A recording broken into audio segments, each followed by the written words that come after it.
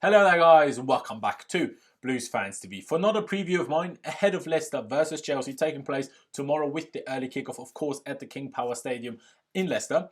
But today isn't a normal preview. Today is a transfer deadline special preview, I guess, because, it is transfer deadline day and, it's also Friday and tomorrow we play a game, so we kind of have to do a preview as well. But, there is a lot to talk about with the transfers. Not actually any transfers because we're not doing anything and we're not signing anybody, which is fucking annoying, but that in itself is enough to be annoyed and to talk about because it is a huge topic for us at Chelsea. It is a big, big topic. So I will talk about that today. Of course, as you can see on the screen, this video is again sponsored by OneFootball, so again, thank you to them for doing that. Please go down below into the first link or into the first line and the link in the description to download the OneFootball app via that link. That would be massively appreciated. It is the best app, the best football app that you could possibly need. Well, so please go down below into the first line of the description, download that app, via that link. That would be massively appreciated. Make sure you subscribe to Blues Fans TV if you haven't already. Also, make sure you hit the notification bell button so you don't miss any of the future videos. And if you wouldn't mind, drop a like on this video. That'd be great as well. But yeah, just getting into the preview, enough waffling.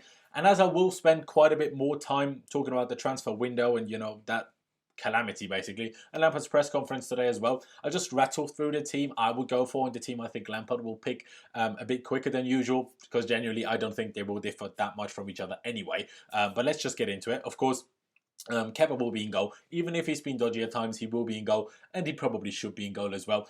Then coming to the two centre backs, I guess. Well, I personally really want to see Tomori play. I really want to see Tomori play because I think he's done again really well in our game against Hull. And also, against the pace of Vardy, Tomori is by far a quicker centre back, probably the quickest player in our team, like full sprint speed. So, I think that would be a good move. But like I said, I'm not sure who to partner him up with. Christensen has been quite good recently, in my opinion, so I guess him.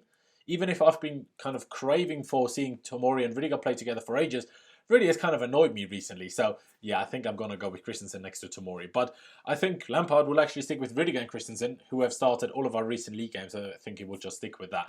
Then coming to the fullbacks, now at right back, if he is fit, then Reece James has to start at right back. And Azpilicueta, in my opinion, should be the left back. That's just it for me. Like I said, I think Lampard will do the same as well. As much as I, didn't particularly think Emerson was any bad against Arsenal.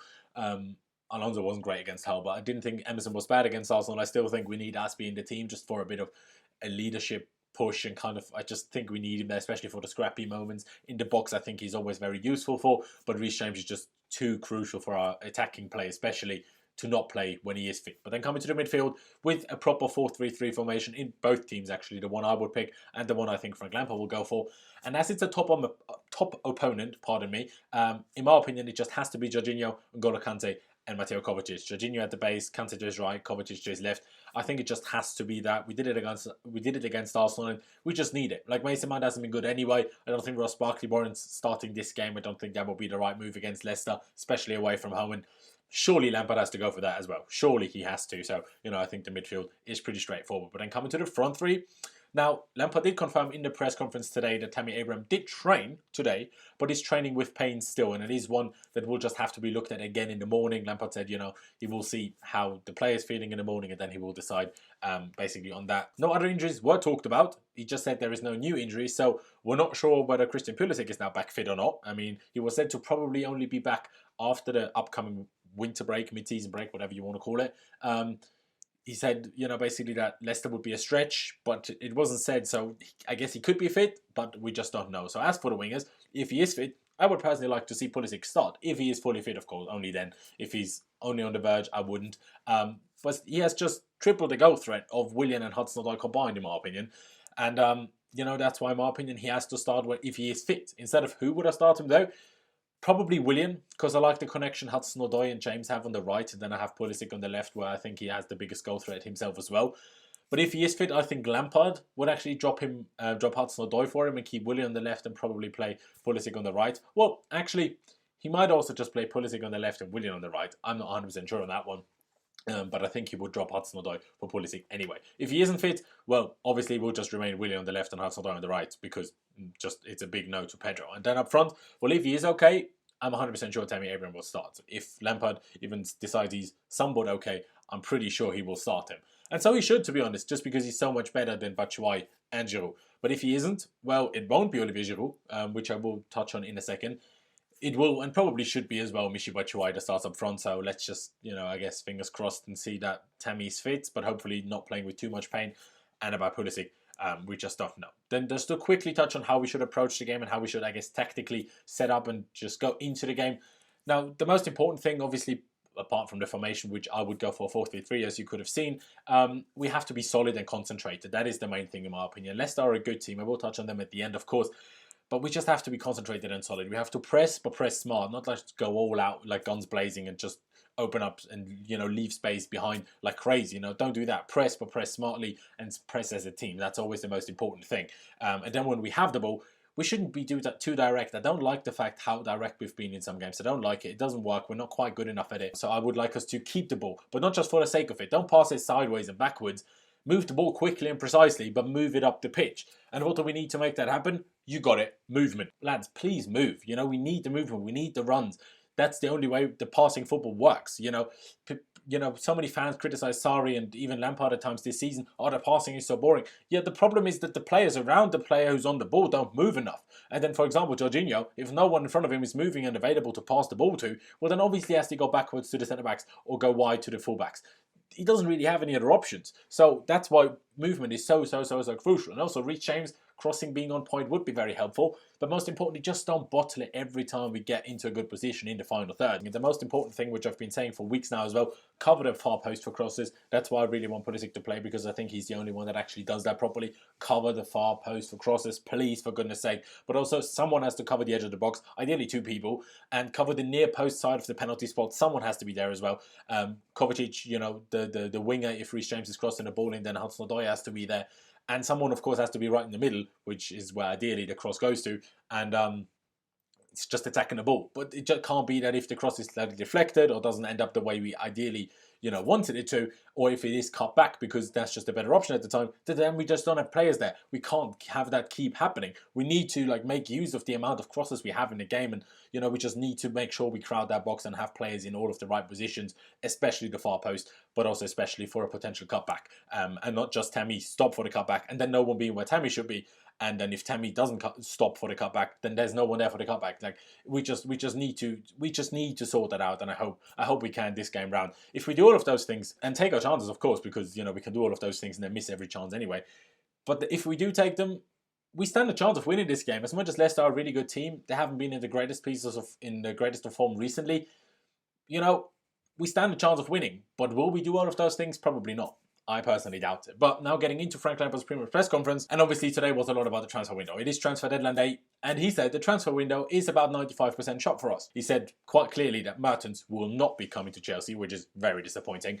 And he also said quite clearly that Olivier Giroud will not be leaving. Not to Tottenham, not to Lazio, not to Inter, not to anywhere else. And also he found a lot of, praise for, Giroud's behaviour during this window, which I'm sure was very difficult for, Olivier Giroud, that window, because, he wanted to move. He clearly did, as he wants to, keep his starting spot in the French national team. I'm pretty sure he will still go to the Euros, even if he doesn't play much for us this season, just because he's such a crucial part of their team. But whether he will go and actually play, that's a different story. And he used to be their starting striker, even if he didn't score much for them. So, I'm sure it is tough for him. But apparently Lampard said that he's apparently been very professional and very great about everything. So, fair play to him. And Lampard also admitted that the window was a bit frustrating, but also said that he knows football and how it goes, and that you don't always get what you want. And while he said that, you could just see it in his face that he is properly annoyed. And who can blame him? I mean, unless something crazy happens later on today and we sign someone out of nowhere, to which of course I would bring an instant live stream, an instant reaction live stream for you, as quickly as I can on this channel. So make sure you subscribe if you don't want to miss any of that. We got our transfer ban reduced for absolutely no reason whatsoever. Unless something crazy happens. We did all of that for nothing. All of us fans were, hoping for the transfer ban to be reduced for absolutely no reason. How could the board possibly let it get this far? I mean, I understand that making deals happen in the last few days of the window can be difficult. And sometimes the club you're trying to buy from just says no. That's just that. What can you do? And sometimes, like a Zaha, maybe the wage demands are just too crazy, and 200 plus K for a player of Zaha's, ability just wouldn't be good for a transfer for the dressing room. And I get that. But it has been clear to everyone, and it has to have been clear for the board as well, for months, that Lampard doesn't rate Olivier Giroud, and that he wants another attacker for months. The second the transfer ban was overturned, even before that to be honest, but the second it was overturned, we should have been working on getting someone in. And if that's what they actually did, then they need to do a better fucking job of it. Because it's not good enough. Like, we're struggling, we're scrambling for top 4 here, dropping points left, right and centre with only 2 wins of our last 8 Premier League games, still somehow in 4th, and we need top 4 just to make the big signings we apparently want to make in the summer, and we can't help our manager and our squad out to actually achieve that goal. Like, what is the point? Like what on earth is the point? Lampard, like I said, couldn't have made it any clearer that he wants strengthening, and he didn't get it. Like, our board wasn't even capable of backing one of the biggest legends in our club's history. And frankly, it's outrageous. It is absolutely outrageous. Like, letting Conte and Sarri down is one thing. But letting Frank Lampard down? Nah, it's just unacceptable. It's unacceptable. I know it's difficult, and I know Moussa Dembele probably just wasn't available from Lyon. Sancho wasn't available. Werner wasn't available. But there was availability, players available out there. We could have definitely gotten Cavani. We definitely could have, especially after his talks with Atletico Madrid broke down. That was definitely a possibility. Not sure whether Mertens would have been possible, but I'm sure somehow it would have been. And there is other possibilities out there as well, and we just didn't take them. And it is incredibly, incredibly frustrating, and it makes, getting top 4 this season even more difficult. Way more difficult than, in my opinion, we need to get lucky to actually get top 4, because I think just on merit, we're not going to be good enough. But yeah, enough of that. Let's quickly touch on Leicester, because they are, of course, our opponent for the game tomorrow. And they are a really good team. I mean, they're third for a reason. Third in the Premier League. Fair play to them. 8 points ahead of ourselves, and just 3 points behind Man City. And they score a lot of goals, and they don't concede many. So, that doesn't sound very good for us, does it? Someone that scores a lot and doesn't concede a lot isn't like our favourite opponent, is it? And it's as if they didn't have a good enough team already with Ricardo Pereira at right back, brilliant player. Soyuncu at centre back, and Evans as well is decent most of the time. Ben Chilwell, who we're interested in the summer apparently. Madison and Tielemans, and indeed in midfield. Not as if that wasn't enough, and even Barnes, who's been doing really well from left wing at the moment. Jamie Vardy, who was injured and is of course the Premier League's top goal scorer so far this season, who was injured recently and missed their 2 cup games, has also returned from said injury. And manager Brendan Rodgers said that he will potentially start against us tomorrow. So, great. One thing I do have to touch on quickly, in midweek, they lost the League Cup semi-final against Aston Villa in like the 93rd minute, and they sure could be deflated from that. Lampard was asked then in the press conference as well, what impact will that have? Will it make it difficult for them to bounce back, or will they just be even more eager to bounce back with a good result? It could go either way. Like, it could be a benefit to us, it could be a disadvantage for us that game in midweek happened. The only benefit we have is, they played pretty much their best team, so we should be a bit fresher than them. That's the only benefit we really get from it, in my opinion. Rodgers has also really transformed them as a team. I mean, from being a pretty counter-attacking team and deep sitting with just long balls to Vardy and Mahrez when they won the league, to fluid attacking and possession dominating football with some brilliant players in midfield. Fair play, Brendan Rodgers. Like, he's done a brilliant job there, and it will be tough for us. It really will be tough for us. But usually when games are tough and opponents are tough, is when we turn up.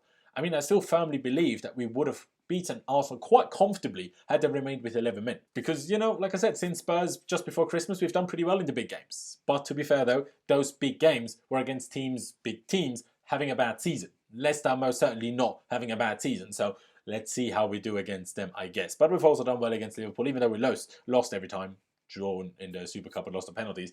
And, lost against City. We did okay in those games. We did okay. So let's see how tomorrow goes. I personally be happy with the draw away at Leicester, away at the team that is above us in the league. I think we kind of have to be happy with the draw. Hoping for a win, of course, but realistically, a defeat, if it does so happen, shouldn't be a surprise to any of us. But my prediction is actually going to be a draw. A 1-1 draw, a 1-1 draw, like at Stamford Bridge actually, when we should have been about 3-0 up after 20 minutes, and then in the end, got lucky not to lose. But yeah, guys, I think I'm going to leave it here. That was enough already. Like I said, if something does happen today, there will be a live reaction, live stream from me on this channel. So make sure you subscribe for that. If you haven't already, make sure you click the notification bell button so you get notified whenever I do go live. Make sure you hit the like button if you enjoyed the video, and of course, make sure you download the OneFootball app with the link that is the first line in our description below, because they are the sponsors of this video. So thank you to them. Make sure you download that app. It's the best football app out there. So get yourself all of that news by downloading the app. That would be massively appreciated. But yeah, thank you guys for watching. Up to Chelsea. It's upwards and onwards, even if we can't make any signings. And I'll see you when I see you.